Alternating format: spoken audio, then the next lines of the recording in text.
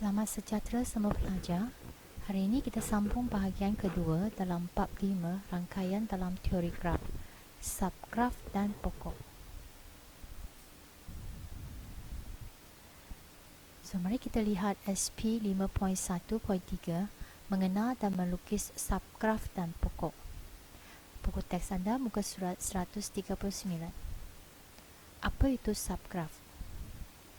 So, subgraf adalah sebahagian atau keseluruhan suatu graf yang dilukis tanpa mengubah kedudukan asal, pucuk dan tepi. Simbol yang digunakan di sini adalah simbol subset. Sesuatu graf H dikatakan subgraf kepada graf G jika pucuk H adalah subset kepada pucuk G, tepi H adalah subset kepada tepi G, dan pasangan pucuk setiap tepi graf H adalah sama dengan tepi graf G. Secara ringkasnya, kita boleh kata suatu pucuk dalam graf G ialah subgraf bagi graf G.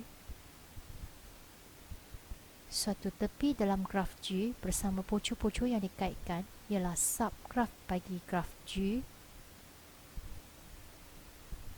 Dan setiap graf ialah subgraf kepada dirinya sendiri.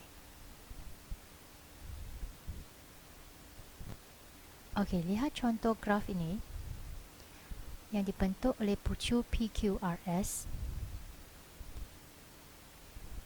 Okey, contoh subgraf yang boleh didapati daripada graf ini ialah pucuk P boleh dikatakan sebagai subgraf. Pucuk Q dengan gelung juga merupakan subgraf, ataupun pasangan pucuk PS yang dihubungkan dengan tepi PS juga adalah satu subgraf, ataupun pucuk PSR yang dihubungkan oleh tiga tepi, dan banyak lagi variasi bagi subgraf yang boleh kita lukis.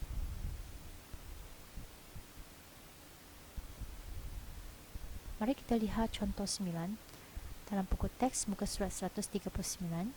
Tentukan sama ada raja 1, 2, 3 dan 4 ialah subgraf bagi graf G. So, ini adalah graf G. Mari kita tengok raja 1. Raja 1 adalah subgraf kepada graf G kerana pucuk P dan S dihubungkan dengan tepi E5. Ya, dia adalah sebahagian daripada graf G. Jadi dia adalah subgraf. Raja kedua, kita lihat gelung E2 berada di pucuk P. Tetapi pada graf asal, gelung E2 berada di pucuk Q. Jadi ini bukan subgraf. Kemudian kita lihat raja 3. Raja 3, kita lihat tepi PS dilabel dengan E3 tidak sama dengan graf G. Jadi dia bukan satu subgraf bagi graf G. Dan raja 4, gelung dilabel sebagai E3 dan tepi QR dilabel dengan E2. Jadi ini juga bukan subgraf. Mari kita lihat bagaimana kita melukis subgraf. Kita boleh melukis subgraf dengan membuang pucuk ataupun tepi pada suatu graf. Sekiranya kita membuang tepi, okey, tepi pada pucuk 1, 2 dibuang, kita akan dapat subgraf seperti ini.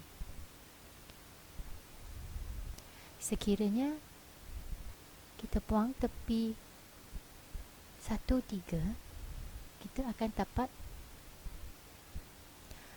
subgraf yang kedua. Dan jika kita buangkan tepi pucuk 1, 4 dan 3, 5, kita dapat satu lagi subgraf. So sebenarnya ada banyak variasi subgraf yang boleh kita lukis daripada satu graf. Jika kita membuang pucu pada satu graf,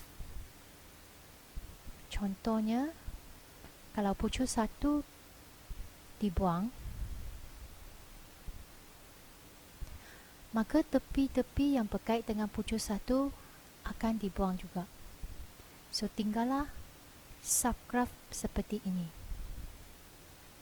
Sekiranya pucu 25 dibuang, jadi tepi-tepi yang berkait dengan pucu 25 akan dibuang dan dapatlah subgraf seperti yang ditunjuk. Jika pucu 3 dibuang, jadi 4 tepi yang berkait dengan pucu 3 juga akan dibuang. Kita akan dapat satu lagi subgraf seperti yang dilukis. Dan banyak lagi variasi subgraf yang boleh kita lukis. Okey, mari kita lihat apa itu pokok. Pokok adalah subgraf bagi suatu graf dengan semua pucu mesti berkait dan setiap pasangan pucu dikaitkan oleh satu tepi sahaja. Dan dalam pokok, dia tiada gelung ataupun berbilang tepi. Ini contoh pokok. Mari kita perhatikan, semua pucu adalah bersambung. Setiap pasangan pucu ada satu tepi sahaja. Ia merupakan graf mudah dan tiada kitaran, iaitu satu laluan sahaja untuk semua pucu dan tepi. Ini adalah pokok. Satu lagi ciri-ciri pokok ialah bilangan tepi pokok mesti sama dengan bilangan pucu tolak 1. Katakan bilangan pucu adalah n, maka bilangan tepinya ialah n tolak 1. Contoh bilangan pucu dalam pokok ni adalah 6, maka bilangan tepinya adalah 6 tolak 1 sama dengan 5. Okay.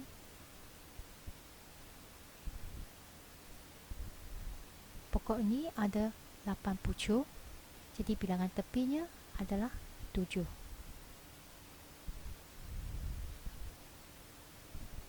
So, contoh kegunaan pokok dalam kehidupan harian ataupun bidang lain. Kita lihat ni dalam bidang kimia ataupun molekul-molekul air boleh ditulis dalam bentuk pokok. Okay. Contoh-contoh lain ataupun contoh borang-borang yang disediakan untuk selidik, ataupun ini kumpulan bintang-bintang yang kita dapat lihat di langit. Contoh Aries dengan Cancer, ya, kita dapat membentukkan pokok. Okey, mari kita lihat contoh 10 dalam buku teks muka surat 140. Kena pasti sama ada pokok atau bukan pokok untuk raja yang di bawah. Berikan justifikasi anda.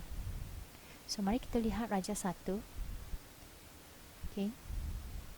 So, di sini ada 6 pucu dan dia ada 7 tepi. Jadi, dia bukan pokok. Dan setiap pasangan pucu dikaitkan dengan berbagai cara. Okay. So, dia ada banyak laluan. Jadi, dia bukan pokok.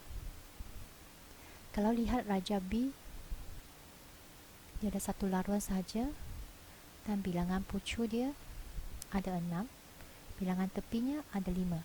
Jadi B ialah satu pokok. Tengok raja C. Raja C pun sama, ada satu laluan saja untuk semua pasangan pucu dan bilangan pucu ada 6, bilangan tepi ada 5. Jadi dia merupakan satu pokok juga. Okey, raja D ni bukan pokok kerana bilangan pucunya ada 6, bilangan tepinya ada 4 dan pucu A dan T ni tidak dikaitkan dengan pucu-pucu yang lain. Ya. Jadi dia bukan pokok. mari kita lihat bagaimana kita melukis pokok. So, contoh 11, muka surat 140, buku teks anda. Lukis satu pokok dengan maklumat yang diberi. Kalau pucuknya ada 6, so bilangan tepinya ada 5, kita lukis pokok seperti maklumat yang diberi. Okey, pastikan dia adalah satu laluan, tak ada kitaran, tak ada berbilang tepi dan dia ada gelung. So, ini adalah satu pokok dan semua pucuknya dihubungkaitkan. Kalau pucuk 8, kita ada tepi 7. So, contoh pokok yang boleh dilukis. Ini contoh pokok cikgu. Okey, anda boleh lukis variasi yang lain asalkan bilangan pucuk dan bilangan tepi adalah betul dan memenuhi syarat-syarat pokok yang lain. Okey, tepi 4, kalau tepinya 4, pucuknya adalah 4 tambah 1 iaitu 5. So, kita ada 5 pucuk, kita lukis 5 pucuk dan disambungkan dengan 4 tepi. So, kita boleh buat satu pokok yang ringkas. Kalau tepinya 9, maksudnya pucuknya adalah 10. Jadi kita boleh lukis satu pokok yang memberi satu laluan saja yang menghubungkan semua pucuk-pucuk. Dan berbagai variasi boleh dilukis lagi, ya, selain daripada apa yang ditunjukkan oleh cikgu. So, contoh 12, mari kita lukiskan dua pokok berdasarkan graf yang diberi. So, ini graf yang diberi. So, kita lukis pokok. So, ada 5 pucuk. Kita lukiskan 5 pucuk, 4 tepi. Kita boleh jadi satu. Kita boleh lukis satu pokok macam ni. Ataupun macam ni. Okay. Kita tak ubah kedudukan asal pucuk dan tepinya. Dan untuk soalan B, kita ada 6 pucuk. Jadi tepinya kita kena ada 5. So, tanpa mengubah kedudukan asal pucuk dan tepi, kita boleh lukis pokok macam ni ataupun berbentuk macam ni. Okey. Mari kita lihat contoh 13, buku teks muka surat 141. Kita nak lukis satu pokok dengan jumlah nilai pemberat yang minimum. Okey. Graf ini adalah graf yang berpemberat, ya. Iaitu ada nilai pada tepi dia. So, bagaimana kita nak lukis satu pokok dengan jumlah nilai pemberat yang minimum?